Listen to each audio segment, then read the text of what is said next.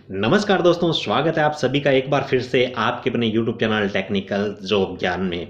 Friends, अगर आप एक स्टूडेंट हो और काफ़ी सारे डिपार्टमेंट के एग्जाम दिए और नोटिफिकेशन आपने रीड किए, तो आजकल एक सर्विस बॉन्ड इनके नोटिफिकेशन के अंदर आपको शब्द है वो जरूर देखने को मिलेगा। काफ़ी सारे डिपार्टमेंट है जो कि जब भी उनकी वैकेंसी आती है तो सर्विस बॉन्ड के बारे में वहाँ पे मेंशन करते हैं। और DFCCL की अभी जो वैकेंसी चल रही है इसमें मैंने कई सारे वीडियो अपलोड किए, तो बहुत सारे कमेंट्स मेरे पास में ऐसे आए स्टूडेंट्स के कि सर DFCCL का जो सर्विस बॉन्ड है वो क्या चीज़ है, कितने पैसे हमारे को देने पड़ेंगे और ये जो पैसे है वो क्या हमारे को अपने घर से जमा करवाने पड़ेंगे। तो मैंने सोचा क्यों ना इस पे एक सेपरेट वीडियो बना दिया जाए जिससे कि आपके सारे डाउट है वो क्लियर हो जाएंगे। जैसे कि ये जो पैसे आपको कब जमा करवाने पड़ते हैं, किस हिसाब से आपको देने होंगे, क्या आपकी सैलरी से ये रिकवर होंगे, क्या आपको अपने घर से देने पड़ेंगे, और सैलरी की जो ईयर्स है कितने साल की आपको नौकरी होने से पहले ये जो आप नौकरी छोड़ते हो तो उस पर ये नियम है वो लागू होता है। तो दोस्तों DFCCL को एक RTA लगाई गई है जिसके अंदर सर्विस बॉन्ड से संबंधित काफी सारी चीजें पूछी गई है। तो इन्होंने इस डिपार्टमेंट ने सारी चीजें DFCCL ने सर्विस बॉन्ड को लेकर के इस RTA के अंदर शेयर किए। तो मैं आपको कंप्लीट चीजों के बारे में जानकारी देने वाला हूं, लेकिन उससे पहले यार इस वीडियो को लाइक जरूर कर देना और चैनल को सब्सक्राइब करके बेल आइकन को ऑल पे जरूर प्रेस कर लीजिए। तो चलिए दोस्तों, आज की इस वीडियो को स्टार्ट करते हैं।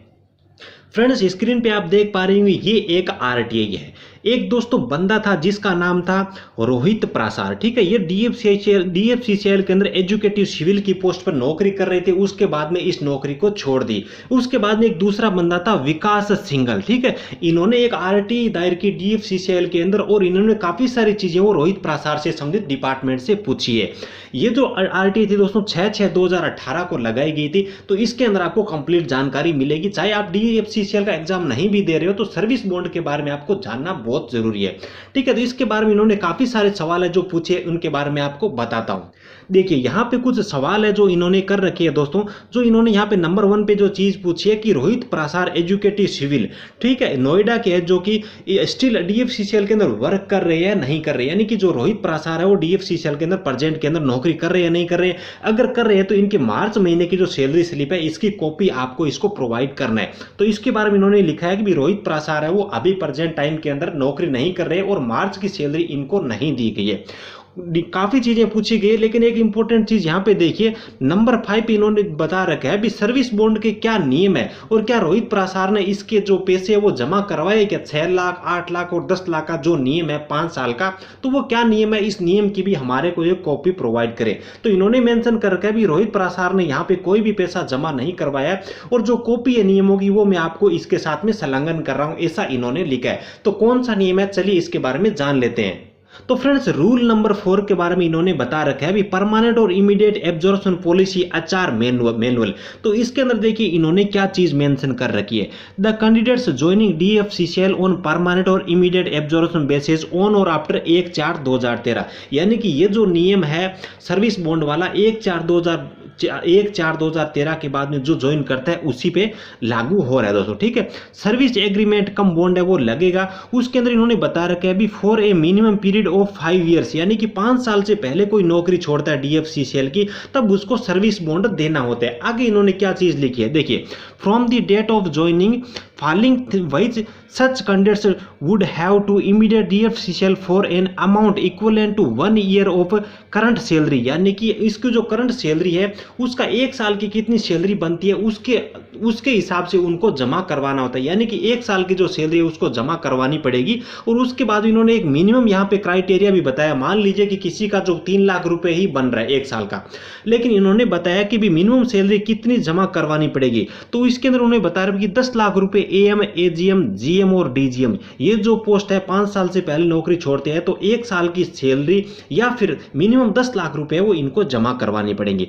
उसके बाद मैनेजर और AM की जो पोस्ट है उसके जो कैंडिडेट्स हैं उनको 8 लाख रुपए वो यहाँ पे जमा करवाने पड़ेंगे।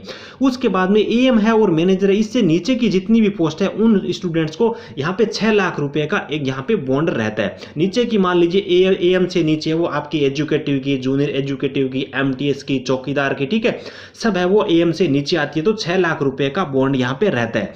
तो यहाँ पे देखिए कि ये जो बॉन्ड होता है दोस्तों, होता किस हिसाब से, आपको क्या घर से जमा करवाना पड़ता है, क्या घर से जमा जमा नहीं करवाना पड़ता। 5 साल से पहले अगर आप DFCCIL की नौकरी छोड़ते हो तो DFCCIL ने जितना 1 साल के अंदर जो पैसा दिया है या तो वो होना चाहिए, या वो पैसा 6 लाख रुपए से आपका कम हो रहा है तो आपको मिनिमम 6 लाख रुपए वहां पे जमा करवाने पड़ेंगे। वो रुपए आपको घर से नहीं देने पड़ रहे, एक हिसाब से आपने जो DFCCIL से जो सैलरी ली है वही आप वहां पे जमा करवा रहे हो। क्योंकि डिपार्टमेंट का आपको जो ट्रेनिंग देते हैं, आपको भर्ती करवाते हैं, तो डिपार्टमेंट का जो खर्चा लगता है वो आप 5 साल से पहले नौकरी छोड़ते हैं तो डिपार्टमेंट आपसे लेगा। उसके बाद नीचे एक चीज इन्होंने और मेंशन कर रखी भी 3 साल से पहले अगर आप इस नौकरी को छोड़ के जाते हो और दूसरे डिपार्टमेंट को ज्वाइन करने के लिए या फिर एग्जाम देने के लिए आप वहां पे NOC के लिए एप्लीकेशन लगाते हो तो 3 साल से पहले आप वहां पे एप्लीकेशन नहीं लगा सकते। भी आप उस डिपार्टमेंट को छोड़ना चाहते हो या फिर किसी अदर डिपार्टमेंट को ज्वाइन करने के लिए, एग्जाम देने के लिए वहां से परमिशन मांगते हो तो 3 साल से पहले, ज्वाइनिंग के 3 साल के बाद में आपको वहां पे NOC मिल जाएगी, लेकिन 3 साल से पहले आपको किसी भी एग्जाम देने के लिए वहां पे NOC नहीं मिलेगी। तो आज के इस वीडियो के अंदर बस इतना ही। आई होप कि आपको ये सारी चीजें वो समझ में आ गई होगी। समझ में वीडियो आ गया तो एक लाइक जरूर कर दीजिए और चैनल पर नए हो तो चैनल को सब्सक्राइब करके बेल आइकन जरूर प्रेस कर लीजिए। Thank you, best of luck.